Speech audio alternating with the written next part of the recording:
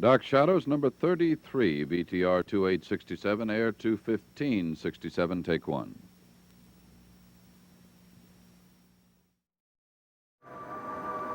My name is Victoria Winters. The halls of Collinwood are filled with conflict and suspicion. Questions are being asked, and very few answers are given. The questions center around one woman, for whom mystery is no stranger.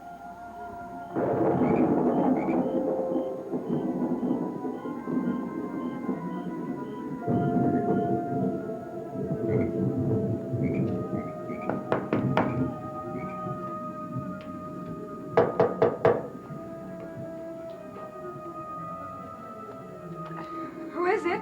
Burke, What do you want? to see you. Not now. Now. No, it's impossible. Nothing is. You shouldn't have come here. Well, I'm here. The last time you came I here... remember. Now open the door. No. Don't say no to me. I have to speak to you. I'm sorry, Burke. I cannot stand any more trouble. That's why I'm here. What do you mean? I have something urgent to tell you. Something that may affect what you're trying to do. Now, do you want me to stand outside here and shout it?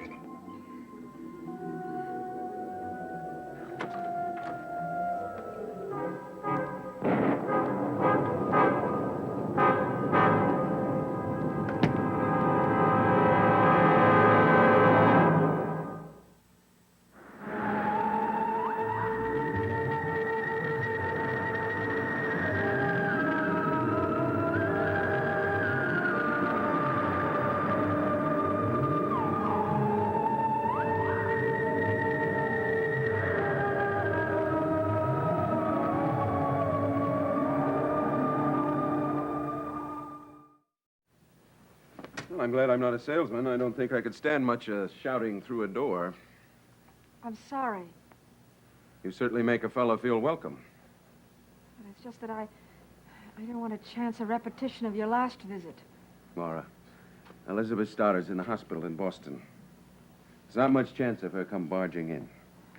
There are other people who could come down here at any time.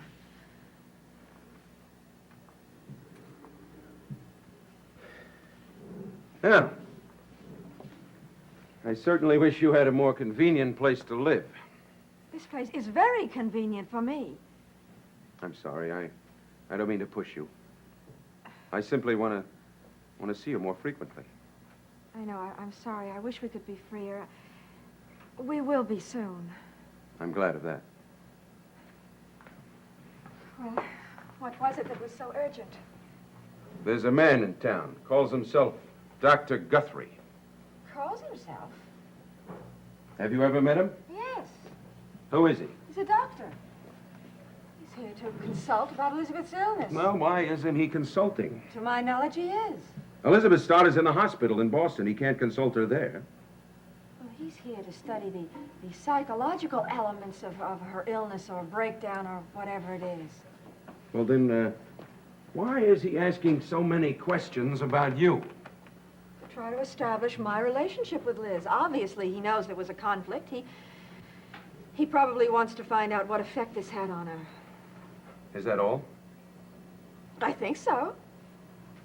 Do you know that he's been interviewing Sam Evans on the subject of you? No, I didn't. What does he want? I was asking about that painting and about you, not about Elizabeth Stoddard. Elizabeth objected to the painting. Everyone knows that. I wish I would have seen that painting. It was dreadful. I'm glad it was destroyed. Laura, you saw that painting. Why is Dr. Guthrie so interested in it? I haven't the slightest idea. Well, one thing we know is that he isn't an art dealer. I wish that you wouldn't take Dr. Guthrie so seriously.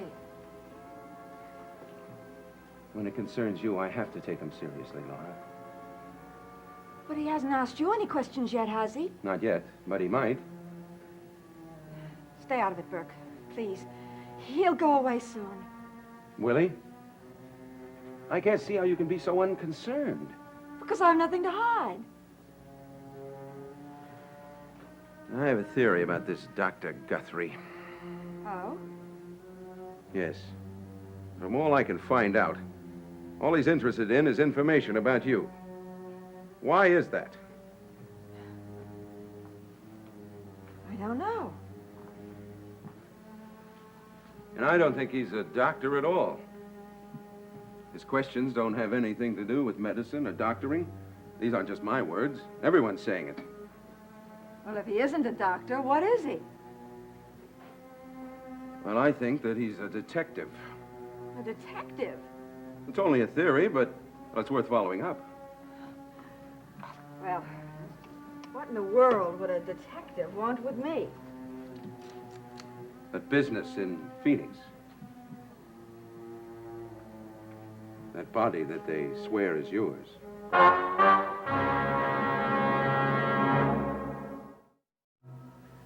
death of that woman in Phoenix has been taken care of. They admitted they were mistaken. I let them make a positive identification of me. The case is closed. But what if they're not satisfied? What if they only told you it was a mistake? I don't know. What could they possibly want? You tell me. What do you mean? I mean, what is all this mystery about the fire in Phoenix? There's no mystery. Laura, if it is something, please confide in me. I told you everything. Okay. I only want to help. If you need it. I know, and I appreciate it. I really do, but I think you should base your suspicions of Dr. Guthrie on something else. There's something different about this Dr. Guthrie. And I intend to find out what it is. Well, if you learn anything, I hope you'll let me know. I will. You know, all these ridiculous suspicions of me may just possibly have been caused by you. Me? How? Well, you said something to someone about seeing Liz here just before she became ill, and now Carolyn is asking me what happened to her mother. I don't think there was anything wrong in my saying I saw her here. It's always wrong to suggest that we were together at any time. Well, anyway, thank you for the warning, or whatever it was. I just don't want anything to happen to you. Do you think something could? Half the time, I don't know what to think about you. Don't think about me. Think about the future. The future is you.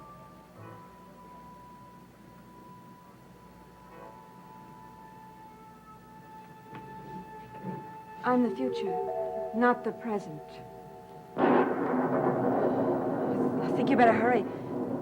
You're going to get caught in that storm. Sure. But, let's push the future a little, shall we?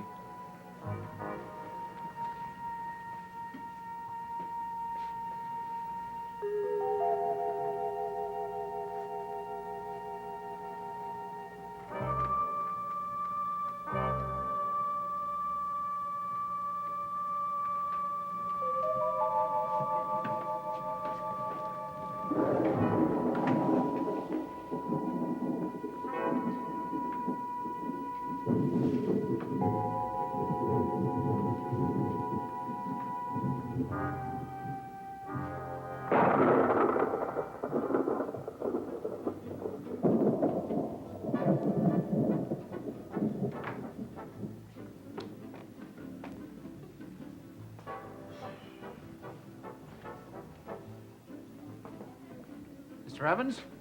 Oh, Dr. Guthrie. How are you? Fine, fine. Just indulging in my favorite hobby. Yes, I see. It looks very stimulating. It is, it is. It's a challenge to all my senses and wit. Do you think it'll ever become a popular hobby? Oh, no, not a chance. Too cerebral. Oh, but the cerebral is your department, huh? Want to give it a try? Hey, Bob. No, thanks. I'm meeting Burke Devlin. Devlin. Yes. Oh, he's not here. I'm a few minutes early. Well, in that case, why don't you join me and wait for a few minutes? All right, thanks. Scotch and water. Scotch and water for the doctor, Bob. And one of these for the artist, if you'll permit me. So you're, meeting Burke Devlin, huh? Yeah, that's right. Although I don't know why. He called, left a message for me to meet him here. Uh-huh. I assume it must have something to do with Mrs. Stoddard. Well, I can't imagine why. Oh, thank you. Shall we drink to your health or to your hobby? Oh, I'm not interested in my health. Let's make it to my hobby. Ah! Oh, I can feel those vitamins all the way down. Lucky thing your hands aren't any worse. Yeah. By the way, you never did tell me how you hurt your hands. Oh, you wouldn't believe it. Well, I believed everything you've told me so far, haven't I? Yeah. How did you burn your hands? I didn't burn my hands. Laura Collins did.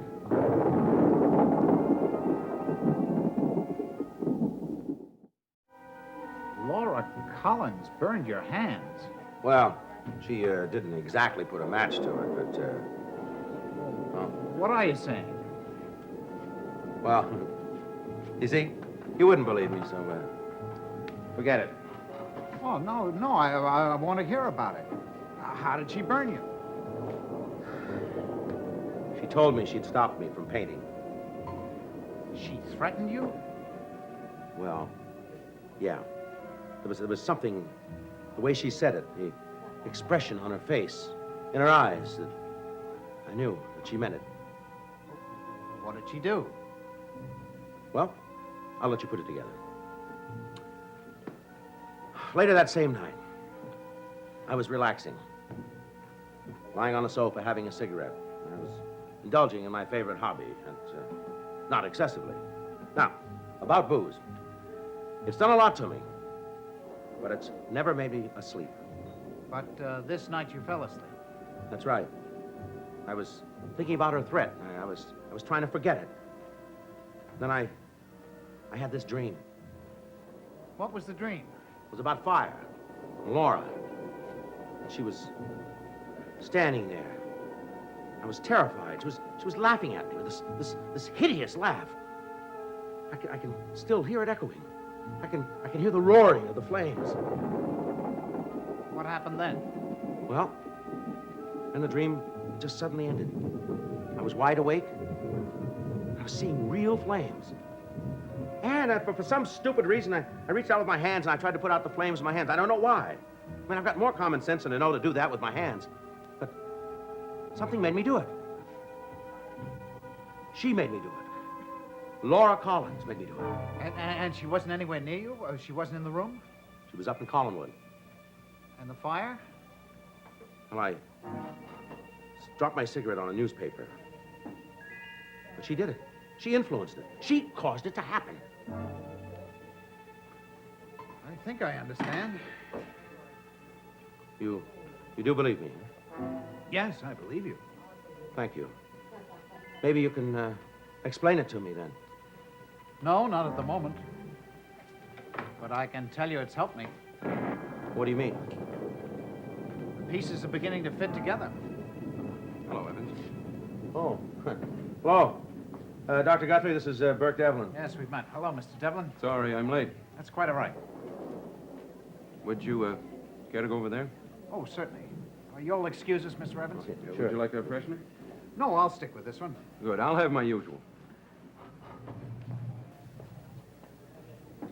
It's okay? Fine. I've been curious about you, Dr. Guthrie. Stranger in town sort of thing? Yes, you might call it that. Not that I'm interested in strangers per se, just strangers asking questions. I see. Do you? Yes. That clearly makes you a person who has an answer to give. Or one to conceal. You're pretty fast for a doctor. There's no reason a doctor should be slow. Well, it'll make it a little easier to level with you. Level away. Why are you here, Doctor? I think you know that perfectly well, Mr. Devlin. What is this so-called psychological study you're making? Mrs. Stoddard is my patient. Now, I'm not free to discuss the case. Unless, of course, you feel that you have something to add. perhaps I'm an interested party. As a matter of fact, you're more than an interested party. You saw Mrs. Stoddard the day she collapsed. Your voice has the ring of the district attorney. And yours the ring of someone who's setting up a defense mechanism. I have nothing to be guilty of. Well, then perhaps you'll tell me what occurred between Mrs. Stoddard and Mrs. Collins. Who are you? Who do you think I am? I don't know. But I'll find out.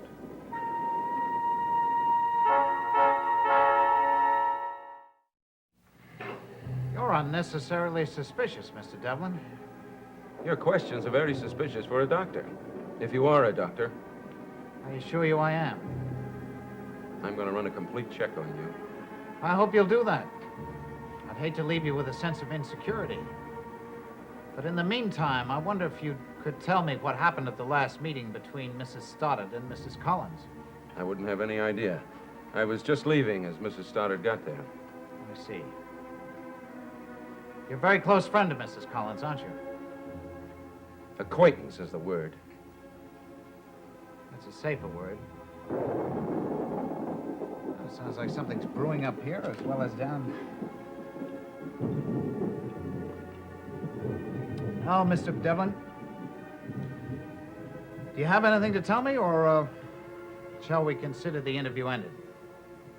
Yes, I think we've gone as far as we can for the present. And I'll be seeing more of you in the future. Depends on how long you're going to be around. I don't know about that. But I know I'll be here as long as I have to be to find out what I want to know. We'll see, Doctor. We'll see. I appreciate you coming by for this little meeting. It's been very instructive. Good night, Doctor. Good night, Mr. Devlin.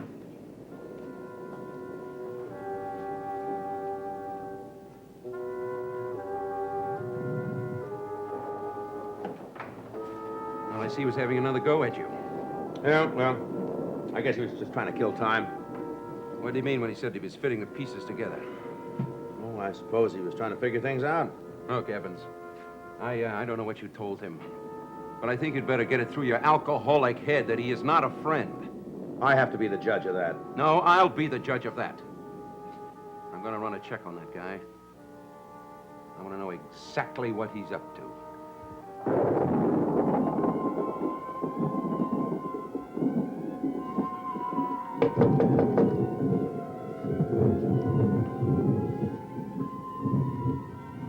Who is it? Peter Guthrie. Oh, just a minute.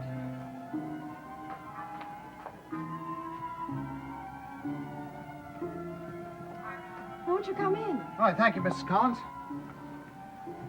Take off your coat. Please sit down. Well, thank you.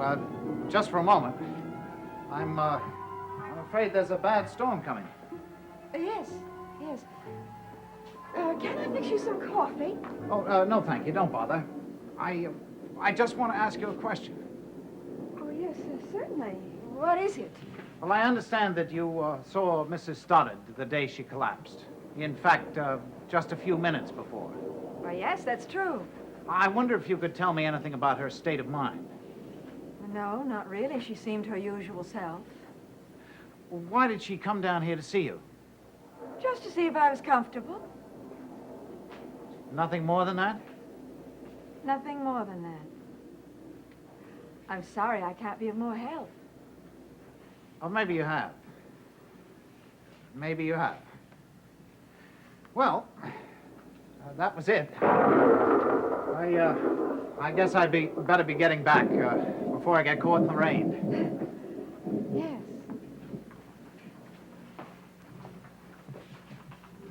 Mrs. Collins, I wonder if you'd accept an invitation To what? to a seance. A seance? Yes. Do you know what that is? An effort to contact the dead. Exactly. And where are you having this? At Collinwood. Whatever for? To try to make contact. With whom? Josette Collins. Do you think you will? Who can tell? Why Josette? Some of us think she might have something to say. How absurd. Will you come? No. I'm sorry. I thought it might be extremely interesting for you. Are you sure I can't persuade you? Positive.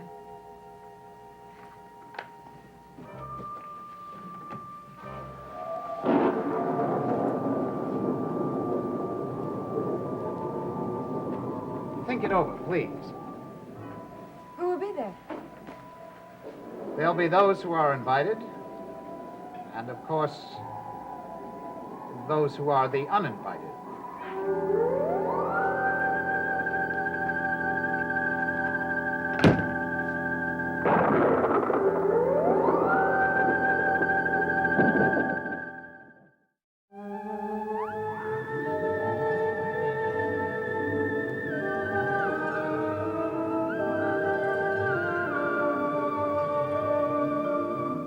The notorious underworld of the 1930s is the setting for Murder Incorporated, the ABC Wednesday night movie starring Peter Falk, Stuart Whitman, and My Britt. Tonight on ABC.